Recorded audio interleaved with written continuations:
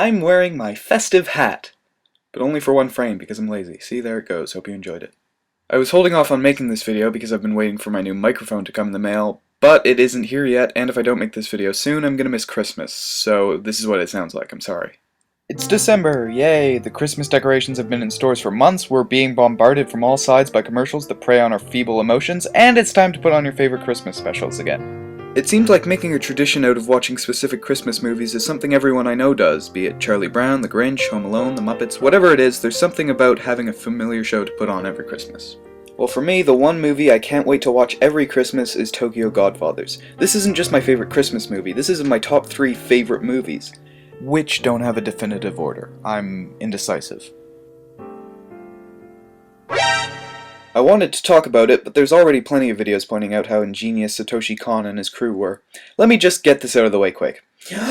I love the infrequent but all the more hilarious exaggerated expressions. I love the clever match cuts from one scene to another. I love the framing that seems as if it's aware of the camera despite this being an anime. I love the acting even though I can't understand it. The performances are perfect and totally embody the characters. I love the soundtrack that has more variety than any movie I've ever seen. The culmination of this being Reggae Out to Joy sung in Japanese. I love the humor and the dialogue and the comedic timing and the story. I love the beautiful animation, the satisfying editing, and the engaging writing and everything about this movie!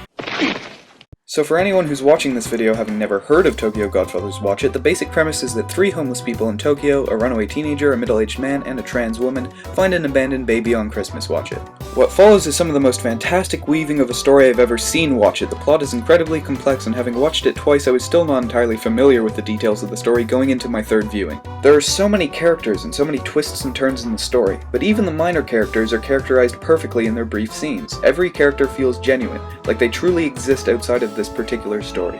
In fact, some of them are in a movie all of their own.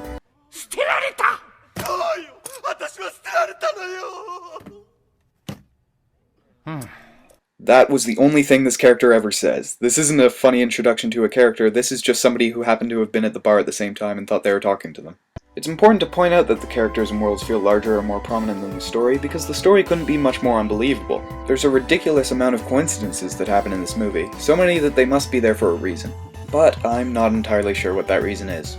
How many coincidences are there, you ask? Well, let's put it this way. If you made a drinking game out of counting all the coincidences in this movie, you'd wake up a week later lying in an alley in Atlanta with all your money gone and a tattoo on your face.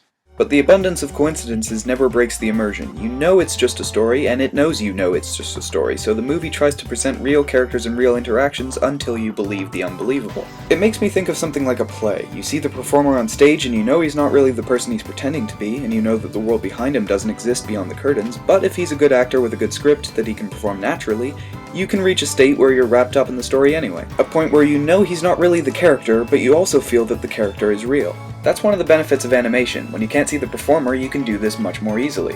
Tokyo Godfathers does this with one of the most unbelievable stories, and it entirely works. So why are these coincidences significant? Carl Jung came up with a concept called synchronicity, to the effect that if 2 events happen with no cause and effect but are meaningfully related, it is considered a meaningful coincidence. He used the connection of events through meaning rather than cause and effect to justify the paranormal. So basically, if something happens for no apparent reason, it happens because it means something. Think that's vague? Well, so is the Wikipedia article for synchronicity, so that's all I've got. In Tokyo Godfathers, Hannah often says that coincidences are God's gifts. I don't think that's as deep as it goes for this movie, partly because of its resentment for Christianity.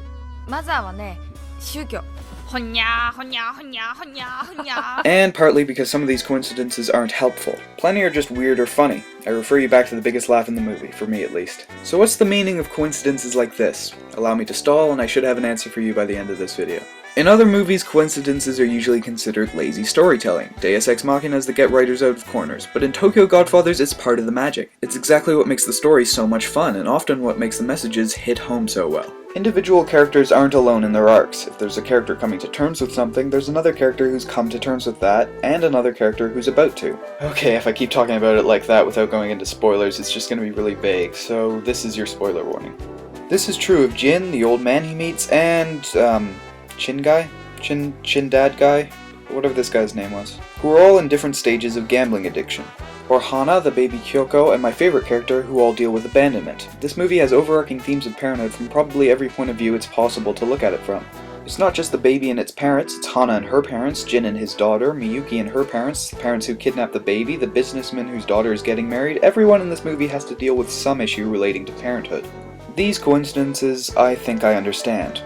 We're all in the same boat. We often think that we suffer life's problems alone, but we don't. There's comfort in Tokyo Godfathers because it understands that these are real people.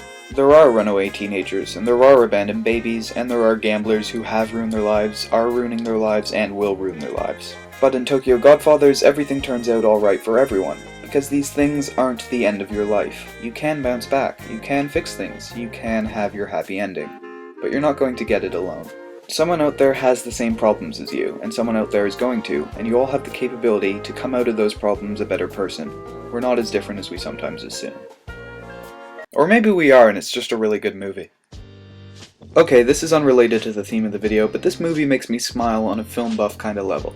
There are so many scenes where I grin and think, haha, it's cool that they did that. It's not just me liking the movie, because I love a lot of movies that don't do that very often or at all. It's me appreciating a creative choice or a great edit. This is what the 3 movies I've done essays on have in common, and the movies I plan to talk about in the future have that too. So, see you next time, I guess? My other 2 videos kind of ended on opportunities for jokes, so I didn't have to think very hard, but I kind of wrote myself into a corner with this tangent. Now the only way I could make the ending funny would be if I got cut off by the video ending before I finished my